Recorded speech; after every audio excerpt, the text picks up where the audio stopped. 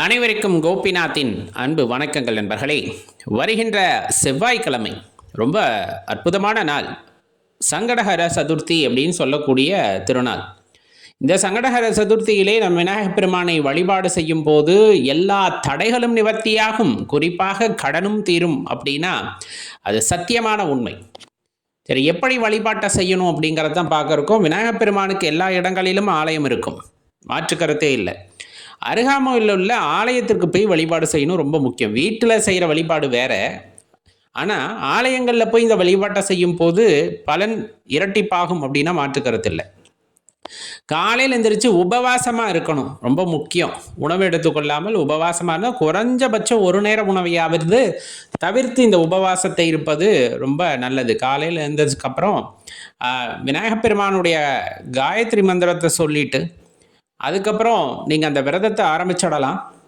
உபவாசமாக இருந்து மாலை நேரத்தில் நீங்கள் ஆலயத்துக்கு போய் அங்கே வெட்டிவேர் மாலை கிடச்சிது அப்படின்னா வாங்கி கொடுங்க விநாயகப் பெருமானுக்கு, ரொம்ப சிறப்பான விஷயம். அதே போல் அருகம்புல் மாலை, இந்த அருகம்புல் மாலையும் ரொம்ப சிறப்பு. இந்த ரெண்டில் ஏதேனும் ஒன்று கிடைச்சாலும் சரி, இல்லை இரண்டும் கிடைச்சாலும் சரி வாங்கி கொடுங்க. இன்னும் விசேஷம் அப்படின்னு சொன்னால் வெள்ளருக்கு பூ மாலை அப்படின்னு சொல்லுவாங்க.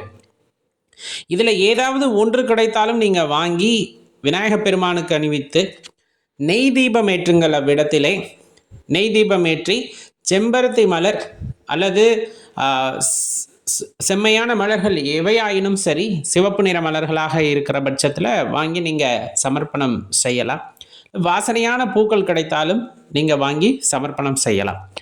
அங்கே அன்னதானம் கொடுப்பதற்கு நீங்கள் சாப்பாடு எடுத்துகிட்டு போங்க, அது இன்னும் முக்கியமான விஷயம். இப்போ அங்கே பூஜையெல்லாம் நடக்கும், அபிஷேக அலங்காரங்கள் எல்லாம் முடிந்த பிறகு நீங்கள் அங்கு அமர்ந்து அமைதியாக விநாயகர் அகவல் படிக்கலாம், விநாயகர் போற்றி மந்திரங்களை படிக்கலாம். படித்து ஒரே ஒரு வேண்டுதலை மட்டும் அவ்விடத்திலே வைப்பது ரொம்ப சிறப்பு. அது எந்த காரியத்தடை இருக்கிறதோ அந்த காரியத்தடை நீங்க வேண்டும் என்று எல்லாம் அல்ல விநாயகப் பெருமானிடம் வேண்டிக் கொண்டு நீங்கள் வைக்கின்ற விண்ணப்பம் எளிதில் நிறைவேறும் அப்படிங்கிறத மறந்துட வேண்டாம். கடன் தீர்ப்பதற்கு அப்படின்னு சொன்னோம் இல்லையா, செவ்வாய்க்கிழமை வருகின்ற சங்கடஹர சதுர்த்தி.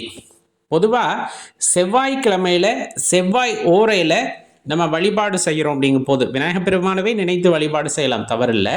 அந்த நேரத்தில் நம்ம கடன் தீரணும்னு வீட்டிலேயே நீங்கள் அதை கூட செய்யலாம், தப்பில்லை. விநாயகரோட படத்துக்கு முன்னாடி நெய் விளக்கு ஏற்றி வைத்து அமைதியாக அமர்ந்து நம் கடன் தீர வேண்டும் என்று தியானித்து அதன் பிறகு வாங்கிய கடனில் ஒரு பகுதி அசல் தொகையை அந்த நேரத்தில் அந்த வழிபாடு முடிச்சதுக்கப்புறமா, சீக்கிரம் கடன் தீர்ந்துடணும்னு வழிபாடு முடிச்சதுக்கப்புறமா ஒரு பகுதியை யார்கிட்ட வாங்கினீங்களோ அவங்களுக்கு கொடுத்துருங்க.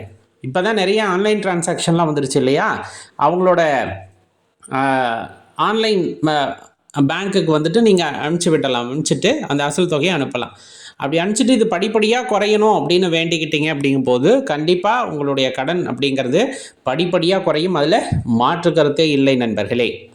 ரொம்ப சிறப்பானது ஒரு நாள், அதனால் தவற விடாதீங்க. உங்கள் நண்பர்களுக்கும் தெரியப்படுத்துங்க, அவங்களும் பலனடையட்டும்.